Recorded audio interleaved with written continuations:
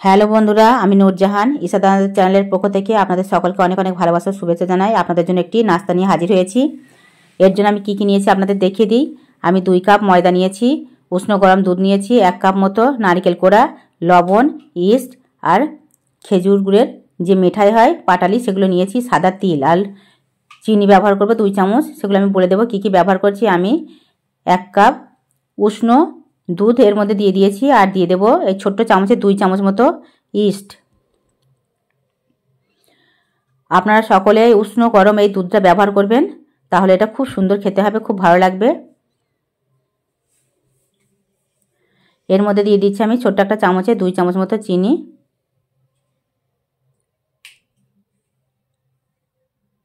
এটা একটু ভালো করে চিনিটা এই দুধের মধ্যে মিশিয়ে দিয়েছি।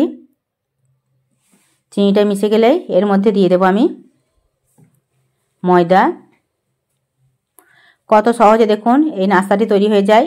আমরা সকালে সন্ধ্যায় ভাবি কি নাস্তা করব কি করব না ভেবে পাই না, আর হাতের কাছে যেগুলো থাকে সেগুলো দিয়েই খুব সহজে নাস্তা আমরা তৈরি করে নিতে পারি, কিন্তু বুঝতে পারি না কিভাবে কি করব।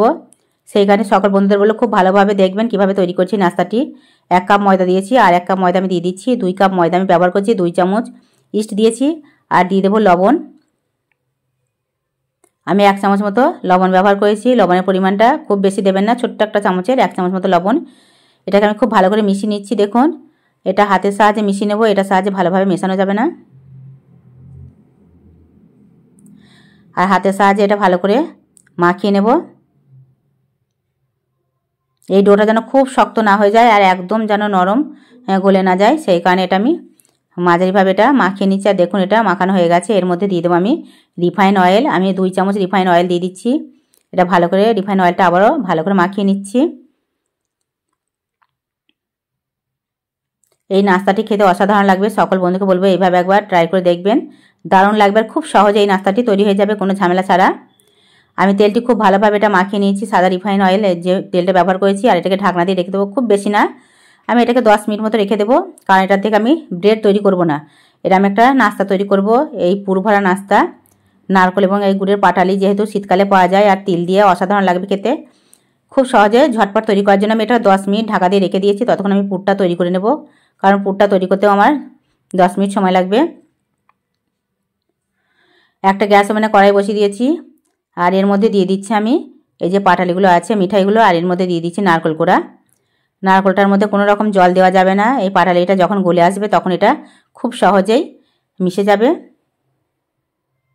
আর নাড়াচাড়া করলেই কিন্তু এটা ভালোভাবে এটা নরম সফট হয়ে যাবে। সেই কারণে খুব ভালোভাবে এটা আমি নাড়াচাড়া করছি। ধীরে ধীরে নাড়াচাড়া করতে করতে মিঠাইটা একদমই নরম হয়ে আসবে। আর এই যে নারকেলের যে কোড়া আছে, নারকেল কোড়াটা দিয়ে খুব সহজে নরম সফট একটা তৈরি হয়ে যাবে পুর। এর মধ্যে দিয়ে দিচ্ছি 4টি এলাচ। এই এলাচটি দিলে খুব সুন্দর একটা স্মেল আসে, সেই কারণে ব্যবহার করেছি। আর ধীরে ধীরে নাড়তে নাড়তে দেখুন এটা কতটা সুন্দর সফট হয়ে আসছে। গ্যাসের ফ্লেমটা কিন্তু খুব ধীরে দিতে হবে, খুব জোরে দিলে কিন্তু এটা পুড়ে যাবে। ধীরে ধীরে এটা তৈরি করে নিতে হবে। আমিও বারবার করে নাড়াচাড়া করছি আর এটা ব্যবহার করছি। এর মধ্যে খুব সামান্য মানে 1 চামচও না, মানে হাফ চামচও না, তার থেকেও খুবই সামান্য পরিমাণে লবণ ব্যবহার করেছি, যেটাকে 1 চিলতাও বললেও চলে, সেরকম খুব সামান্য। আর যারা এই মিঠাইয়ের মধ্যে লবণ খেতে পছন্দ করে না তারা দেবেন না, না দিলেও কোনো সমস্যা নেই। এর মধ্যে আমি খুবই অল্প পরিমাণে দিয়েছি আর এটা নাড়াচাড়া করতে করতে এটা দেখুন প্রায় তৈরি হয়ে এসছে। এখন এর মধ্যে দিয়ে দেবো আমি রেখে দেওয়া যে সাদা তিল রেখেছি সেটা আমি দিয়ে দেবো এর মধ্যে। এই তিলটা আমি এর মধ্যে দিয়ে দিচ্ছি। এটাকে আবার একটু নাড়াচাড়া করব, মিশিয়ে নেব খুব ভালো করে এই পুরের মধ্যে। নারকেলের পুর তিল দিয়ে বুঝতেই পারছেন নারকেলের একটা স্মেল আছে আর তিলের আলাদা একটা স্মেল, দুটো যখন একসঙ্গে হয়ে যাবে এটা দারুণ লাগবে খেতে, ভীষণ মজাদার একটি নাস্তা তৈরি হবে। সেই কারণে সকল বন্ধুদের বলছি এইভাবে তৈরি করবেন আর খেয়ে দেখবেন যে কেমন লাগে। এই সব জিনিসগুলো আমাদের ঘরে থাকে আর খুব সহজে আমরা এগুলো তৈরি করতে পারবো।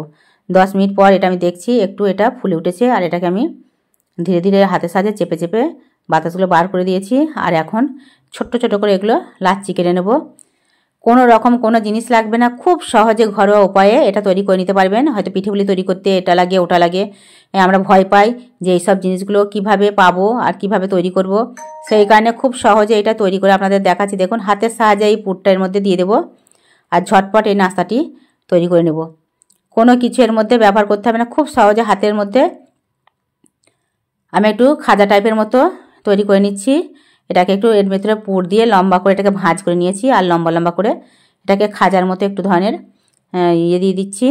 দেখে বুঝতে পারছেন শেপ দিচ্ছে একটু। কত সহজে দেখুন হাতের মধ্যে আমি এটা তৈরি করে ফেলছি। এর জন্য আলাদা এক্সট্রা কোনো কিছুই লাগবে না, শুধুমাত্র হাতের মধ্যে এটা খুব সহজে তৈরি হয়ে যাবে এই নাস্তাটি। আমি আবার একটা তৈরি করে দেখাচ্ছি। এটাকে লম্বা করে এর মধ্যে পুর দিয়েছি, আর এটাকে একটু ভাঁজ করে নিচ্ছি, আর মুখটা একটু ভালো করে এটাকে চেপে দিচ্ছি, এটা যেন খুলে না যায়। তারপরে এটাকে আবার একটু উল্টো দিকে ভাঁজ করে যে খাজাগুলো তৈরি হয় সেই খাজার আকার, অনেকে প্রদীপও বলতে পারেন, এরকম ধরনের একটা শেপ দিয়ে নিয়েছি। যে কোনো একটা শেপ এরকম দিয়ে দিলে ভালো লাগে দেখতে, সেই কারণে দিয়েছি। শুধুমাত্র এটা ভালো লাগার জন্য, এর জন্য কিন্তু আলাদা কোনো টেস্ট আসে না, বুঝতে পেরেছেন? সকলকেই বলছি বন্ধুদের।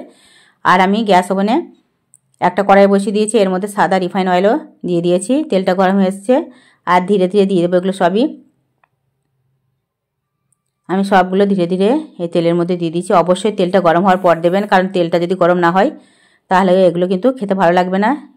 এর মধ্যে তেলের একটা গন্ধ আসবে, সেই কারণে তেলটা খুব ভালোভাবে হবে তারপর দেবেন। আমি কিন্তু গ্যাসের ফ্লেমটাকে একদমই মিডিয়ামে রেখেছি, আর ধীরে ধীরে এগুলো ভেজে নিচ্ছি। দেখুন কতটা সুন্দরভাবে এগুলো হচ্ছে, দেখতেই পাচ্ছেন কি ভালো লাগছে দেখতে, এর শেপটাও ভালো লাগছে। আর এটা তো খেতে ভীষণ মজাদার হবে, কারণ এর মধ্যে তিল এবং নারকেল দুটো ফ্লেভার পাবেন। খুব ভালো লাগবে এটা খেতে, আর খুব ঝটপট তৈরি হয়ে যাচ্ছে। দেখুন প্রত্যেকটা বন্ধুকে বলবো, যারা যেখান থেকে এই ভিডিওটা দেখছেন প্রথম থেকে শেষ পর্যন্ত দেখবেন, তাহলে খুব সহজে এটা তৈরি করে নিতে পারবেন। আর ভিডিওটা ভালো লাগলে অবশ্যই লাইক এবং কমেন্ট শেয়ার করতে ভুলবেন না কো। এটা একদিকটা হয়ে গেছে, আমি এটাকে ধীরে ধীরে একটা ছাঁকনির সাহায্যে উল্টে দিয়েছি, আর পুরোপুরিভাবে এটা লাল লাল করে ভাজা হয়ে গেছে, আর কতটা সুন্দরভাবে ফুলে উঠেছে দেখতে পাচ্ছেন। এটাকে এখন তেলটা ঝরিয়ে আমি ধীরে ধীরে সবগুলো আমি তুলে নেব। একটা ছাঁকনির সাহায্যে সবগুলো ধীরে ধীরে আমি তুলে নিচ্ছি। এগুলো তৈরি হয়ে গেছে ব্রেড নাস্তা। এটা খাজার মতো দেখতে হয়েছে, কতটা সুন্দর দেখুন, আর কি ভালো লাগছে দেখতেও, আর খেতেও ভীষণ মজাদার হবে।